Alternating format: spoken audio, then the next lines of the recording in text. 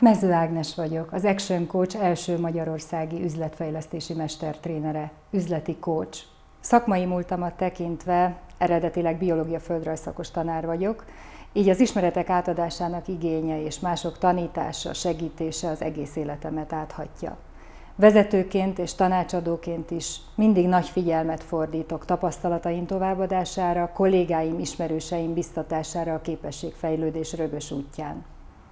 Közgazdász diplomát szereztem, először számvitel, pénzügy, majd adószakokon, és 15 évig multinacionális cégeknél dolgoztam felsővezetői pozícióban, pénzügy, adminisztratív területen. Az Action Coach üzletfejlesztési programja lehetőséget ad nekem arra, hogy segítségére legyek a kis- és középvállalkozások tulajdonosainak, vagyis neked, aki úgy döntesz, hogy a vállalkozásodat továbbfejleszted és magasabb szintre emeled.